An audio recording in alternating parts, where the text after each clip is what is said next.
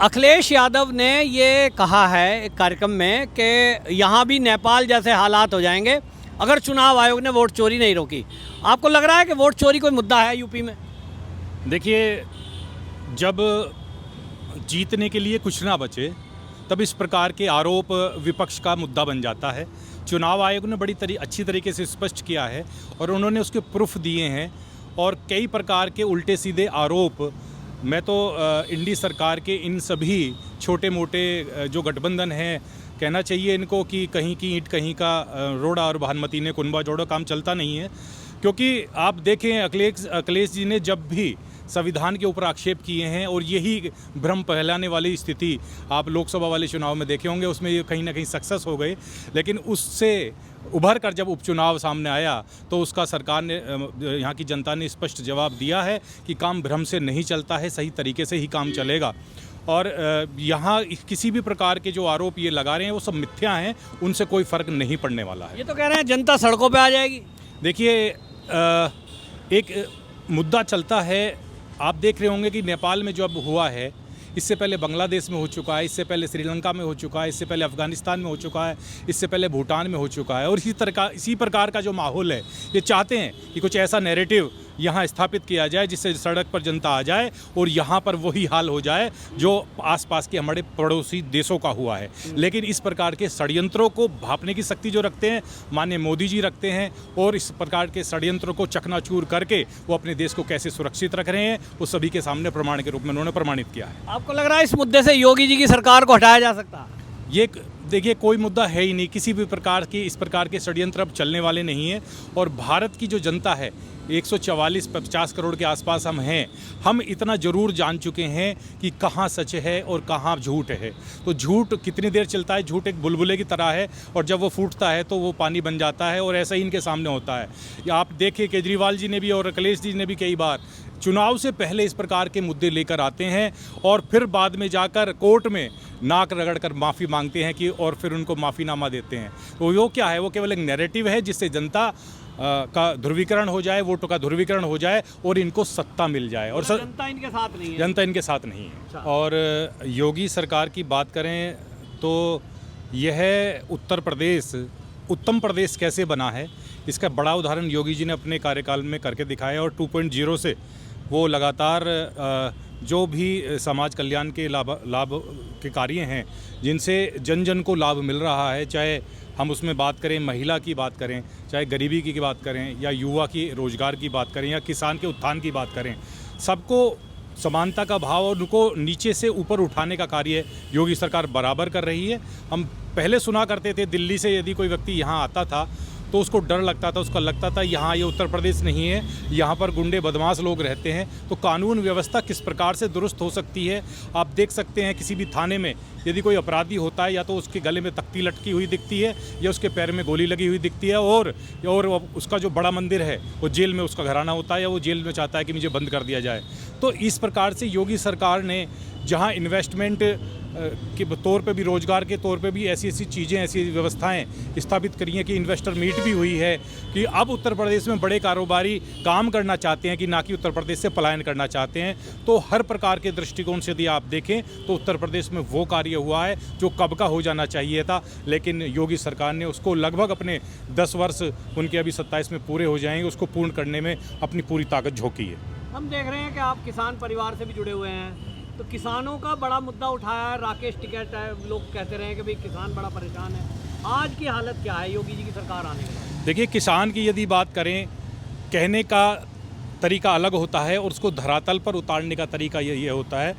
पिछली सरकारें या टिकैत साहब की जो भी सरकार, जहाँ से भी वो ताल्लुक़ रखते हो, मैं नहीं जानता वो किस तंत्र से जुड़े हुए व्यक्ति हैं, लेकिन किसानों के बिल माफ़ करने की बात हो या गन्ना भुगतान की बात हो और किसान की पेंशन तक की भी बात है कि उनके खाते में पैसे आते हैं, तो मैं ये मान के चलता हूँ कि किसानों का जो भला योगी सरकार के द्वारा हो रहा है, और केंद्र सरकार को भी साथ में ले लें क्योंकि भारतीय जनता पार्टी की सरकार वहाँ भी है, तो 3.0 मोदी जी और 2.0 योगी जी जिस प्रकार से कार्य कर रहे हैं, डबल इंजन की सरकार जो कार्य कर रही है, उसमें किसानों का उत्थान ही हो रहा है। और वो नए आप देखते होंगे कि आज हम अपने सब्जी या फलों के बाज़ार में भी यदि हम पहुंचते हैं तो हमें वो सारी चीज़ें, वो फल और सब्जियां हमें मिल रही हैं क्योंकि उनके ऊपर रिसर्च हो रही है, उनके ऊपर वो सारी चीज़ें प्रयोग में लाई जा रही हैं जिससे किसान की जो पैदावार वो बढ़े और उसकी आर्थिक स्थिति सुधर सके।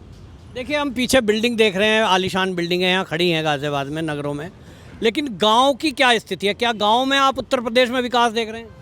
बिल्कुल, गांव में देखिए, इंफ्रास्ट्रक्चर के नाम पर केवल भारतीय जनता पार्टी ने हाईवे ही नहीं बनाए हैं।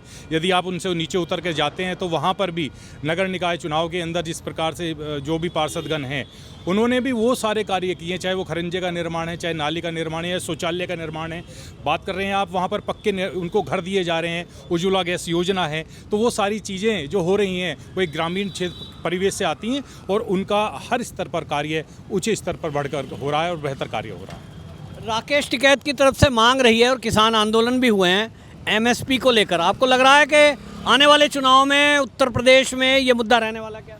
ये कोई मुद्दा है ही नहीं, क्योंकि किसान को जब वो आय मिल जाएगी जिससे वो अपने परिवार का भरण पोषण कर पाएगा, तो वह बेहतर तरीके से सरकार जानती है कि किसान को किस प्रकार से लाभान्वित करना है और किसान कहाँ उसको मदद करनी है। वो सारे तंत्र सरकार के पास हैं और वो अनेकों प्रकार की योजनाओं से उनको वो सुविधा उपलब्ध कराई जा रही है। और ज़रूरत पड़ेगी, जो आप बता रहे हैं कि ये मुद्दा है, ये मुद्दा नहीं बनेगा, क्योंकि किसान इस सरकार से संतुष्ट है और वो पूरी तरीके से योगी जी के साथ में खड़ा हुआ है। जी, अब बात करेंगे हम, महिला खड़ी हैं यहाँ पर और महिला की बड़ी बात होती है यूपी में। एक मुद्दा था लॉ एंड ऑर्डर का, महिला सुरक्षा का। क्या नाम जी आपका? स्मृति रेखा दास। क्या कहती हैं आप, योगी जी की सरकार आने के बाद क्या आपको उत्तर प्रदेश में कुछ अंतर दिखाई दे रहा है महिला होने के तौर पे? ज़रूर। बताइए, क्या फ़र्क देख रहे हैं? देखिए, पहले हम जब शुरू में आए थे 2011 में, तब हम शाम के बाद निकलने में डर लगता था हमें। अभी देखिए, इस टाइम हम रात को 10 बजे जाए, 11 बजे जाए, कोई डर की बात ही नहीं है। अब हमें खुद सुरक्षित महसूस होता है यहाँ पे। पुलिस की प्रेजेंस आपको दिखाई देती है? मतलब लग रहा है कि हाँ भाई, हाँ, काम कर रहे हैं। काम कर रहे हैं। अच्छा, जैसे अभी देखिए, हम जहाँ खड़े हैं वहाँ भी बरसात हुई है, पूरे देश में कई जगह बारिश के कारण बाढ़ आई है। उत्तर प्रदेश में देखा आपने कुछ काम हो रहा है सरकार के द्वारा? ज़रूर, काम तो हो रहा है। काम हो रहा है। आपका क्या नाम जी? नरवीन त्यागी। क्या कहेंगे, यूपी में जो योगी सरकार है कैसा काम कर रही है आपके हिसाब से? योगी जी की सरकार, गुंडा राज बिल्कुल ख़त्म है यूपी से, और जो गुंडाई करते हैं उन्हें जहाँ उनकी जगह वहीं पहुँचाया जाता है।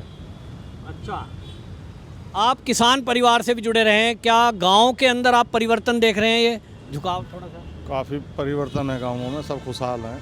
बिजली कैसी आ रही है? बिजली बहुत क्योंकि अच्छा, बिजली बहुत मुद्दा रहता था। बिजली बहुत शहरों में तो ठीक आ रही है, लेकिन क्या गांव में गाँव भी? में बढ़िया आ रही है बिल्कुल। अच्छा, लग रहा है कि 27 का जो चुनाव है, अखिलेश यादव दावा कर रहे हैं कि इस बार तो सपा की सरकार बनने वाली है और यहाँ उत्तर प्रदेश में योगी सरकार ने कोई काम नहीं किया, भ्रष्टाचार ज़्यादा है। क्या कहना आपका, समाजवादी सरकार आएगी? क्या क्या क्या? दावा तो वो भी करते हैं जिनके खाते नहीं खुलते, दावे से कुछ नहीं होता। योगी जी की सरकार आएगी 100%। क्या नाम जी आपका? राजकुमार यादव।